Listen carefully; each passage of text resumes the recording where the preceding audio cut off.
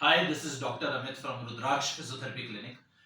Today we will be talking about the correction of positional fault that can be corrected in cases of chronic tennis elbow patients.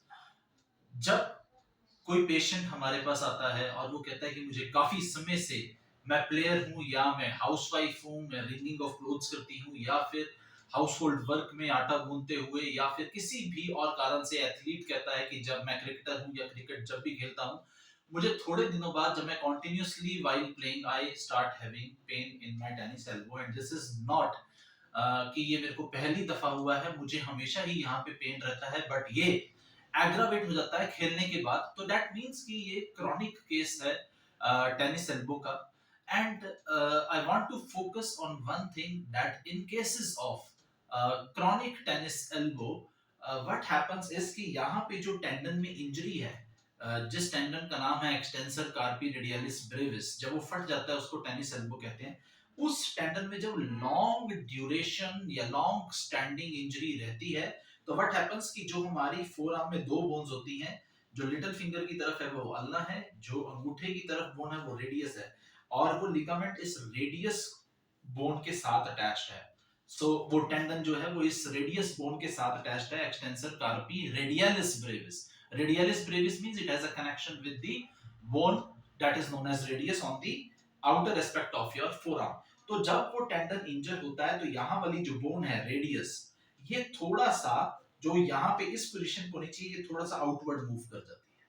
So what happens is, ये जो bone है radius, ये थोड़ा सा इसका positional fault आ जाता है, ये अपनी इस अलाइनमेंट से थोड़ा सा ऐसे बाहर आ जाती है. जैसे ही ये इसकी अलाइनमेंट बाहर आती है, पेशेंट स्टार्ट हैविंग पेन. पर जैसे ही हम इस अलाइनमेंट को करेक्ट कर लेते हैं, पेशेंट को इंस्टेंटेनियस रिलीफ हो सकता है इन पेन, पेन के लेवल्स में, जो कि क्रॉनिक टेनिस एल्बो के केसेस में हमें हमेशा देखने को मिलता है.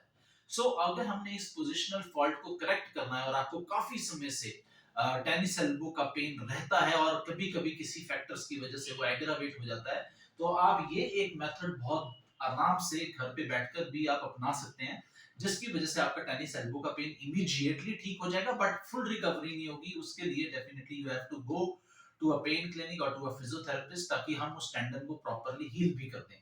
हमें करना क्या है, इंस्टेंटेनियस रिलीफ अगर चाहिए उस पेन से, तो हमें क्या करना है, हमें ये एक थैरा बैंड लेना है, लूप बैंड, और इसको हमने इस रेडियस के बाहर ऐसे फोर आर्म में ऐसे इसको ग्रिप कर लेना है, और यहां से दूसरे हाथ से इस फोर आर्म को ऐसे को खींचना है, सो दैट योर रेडियस को जो जो हमारी रेडियस इस तरह बाहर को चली गई, वो वापस हम इसको पुल करके वापस उसकी अलाइनमेंट हम ठीक कर सके.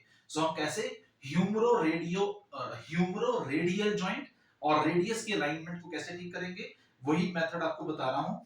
जैसे हमने इसको ऐसे पुल किया और साथ में ये फोर्स भी लगा दी बाहर को, थैराबैंड से हमने रेडियस को अंदर को पुल किया और साथ में ही फोर आर्म से बाहर को ऐसे करके फोर्स लगा दी. And now you do this movement, one two wrist flexion, three, four, five, six, seven, eight, nine, ten.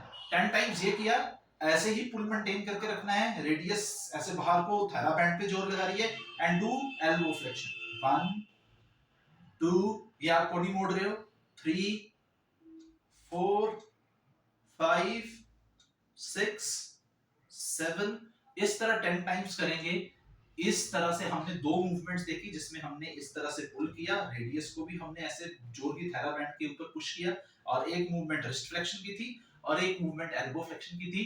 10 repetitions करेंगे, 3 दफा दिन में रिपीट करेंगे. इंस्टेंटेनियसली पेन में रिलीफ मिलेगा क्रॉनिक टेनिस एल्बो के केसेस में, और अगर इमीडिएटली आपको रिलीफ मिलता है ये करने से, that means radius is going out of alignment. Correct that alignment and see your nearby physiotherapist. Thank you so much. This is Dr. Amit signing off.